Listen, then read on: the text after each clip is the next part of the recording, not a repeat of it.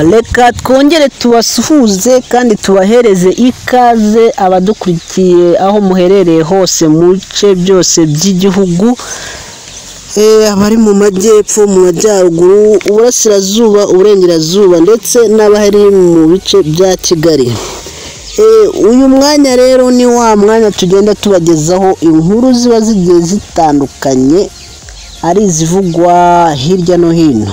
Uyu mwanya rero tukaba tugiye kubagezaho iyi nkuru ivugwa ku munyamabanga wa leta muri Minisiteri y'Urubyiruko n'Umuco. Uyu Bamporiki Edouard wahagaritswe ku mirimo ye kubera ibyo agomba kubazwa akurikiranyweho. Ni itangazo ryashyizwe ahagaragara n'ibiro bya Minisitiri w'Intebe rivuga ko umwanzuro wo guhagarika Bamporiki wafashwe na Perezida wa Repubulika. Gusa ntabwo higeze hatangazwa icyo Bamporiki yakoze cyatumye ahagarikwa. Mu gihe kuri gahunda byari byitezwe ko atanga ikiganiro mu muhango wo kwibuka abahoze ari abakozi ba Mijema, Minisiteri yari y'Urubyiruko n'amashyirahamwe bazize Jenoside yakorewe Abatutsi. Reka tubanze tubasomere itangazo uko ryavugaga, ubundi dukomeze n'inkuru yose uko yakabaye. Republic of Rwanda, Office of the Prime Minister. Itangazo ashingiye ku biteganywa n'itegeko nshinga rya Repubulika y'u Rwanda ryo muri 2003 ryavuguruye muri 2015, cyane cyane mu ngingo yaryo y'116. None kuwa 5 Gicurasi 2022 Nyakubahwa Perezida wa Repubulika yahagaritse ku mirimo Bwana Bamporiki Edouard wari umunyamabanga wa leta muri Minisiteri y'Urubyiruko n'Umuco kubera ibyo agomba kubazwa akurikiranyweho. Bikorewe i Kigali kuwa 5 Gicurasi 2022 mu izina rya Nyakubahwa Perezida wa Repubulika Paul Kagame. Ni itangazo ryashyizweho umukono na Minisitiri w'Intebe Bwana Dr Edouard Ngirente. Ngayo nguko itangazo uko ryavugaga. Reka rero dukomeze n'inkuru yose. Tubahaye ikaze rero, tubibutsa kubanza gukora subscribe, ugakora like, share ndetse ukaduha na comment. Wibuke no gukanda ku nzogera kugira ngo ibiganiro byacu bizajye bibageraho kugereho uri uwa mbere. Reka dukomeze rero n'inkuru yose uko yakabaye. Bamporiki Edouard byari biteganyijwe ko atanga ikiganiro cyitwa Twahisemo kuba umwe. Ni mu muhango wo kwibuka abari abakozi n'abayobozi ba Mijema. Gusa akaba yaje gukurwa kuri gahunda ku munota wa nyuma asimbuzwa Nkusi Deo. Ku mbuga nkoranyambaga Bamporiki yaherukaga kwandikaho amagambo agira ati ubwenge buzi ubwenge. Ubwenge buzi ubwenge ni amagambo utabasha gusobanura, ashobora gusobanukirwa n'umuntu w'umusizi nyine. Ni mu butumwa yasangije abamukurikira saa 5:36 mu ijoro ryo kuwa 3 tariki 4 Gicurasi 2022.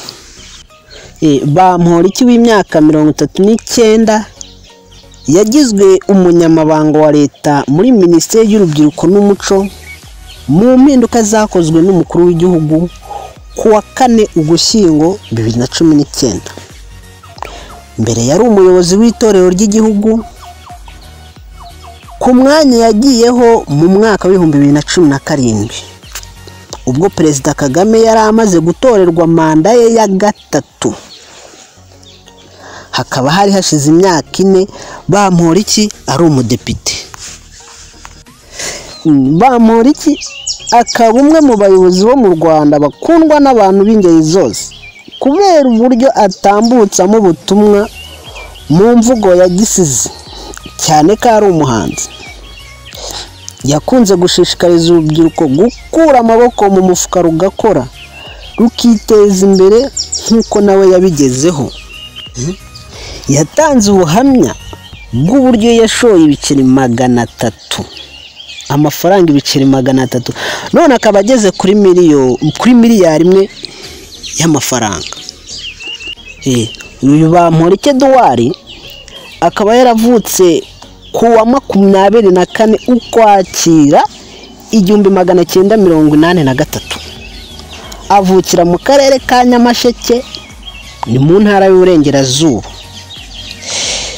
Ikindi kandi Bamporiki afite impamyabumenyi y'icyiciro cya 2 cya kaminuza mu by'amategeko yakuye muri kaminuza yigenga ya IERK. Ni umwanditsi w'ibitabo, umusizi, umuhanzi, umukinnyi w'amakinamico ndetse n'amafilime. Gukina filime abifitemo ibihembo bitandukanye birimo n'icyo yakuye muri Amerika. Mu mwaka wa 2003 ubwo yari afite imyaka 20, yatangiye kumvikana mu kinamico yatambukaga kuri Radio Rwanda. Ibintu byamugize icyamamare nk'umunyempano idasanzwe mu gukina filime. Mu mwaka wa 2013 Bamporiki yatorewe kujya mu nteko ishinga amategeko, umutwe w'abadepite, aza kuvamo agirwa umuyobozi w'itorero ry'igihugu. Nyuma mu mwaka wa 2019 umukuru w'igihugu amuha inshingano zo kuba umunyamabanga wa leta muri Minisiteri y'Urubyiruko n'Umuco. Akaba yaje guhagarikwa rero kuri izo nshingano yahawe kuri izi tariki 5 Gicurasi 2022 n'umuyobozi w'igihugu. Tubashimire rero kuba mwakurikiranye iyi nkuru yacu. Tubararikiye n'izindi nkuru tugiye kugenda tubategurira, tubakurikirana n'ibyihishe inyuma y'uko guhagarikwa kwa Bamporiki Edouard. Tunabashimira kuba mwakoze subscribe, like, share na comment. Njye babateguriye inkuru rero kandi nkaba nayibagejejeho. Ni Soteri w'impano yawe TV. Inkuru n'ibiganiro kuri televiziyo yacu nakagaruka. Turabakunda cyane rero. Ciao.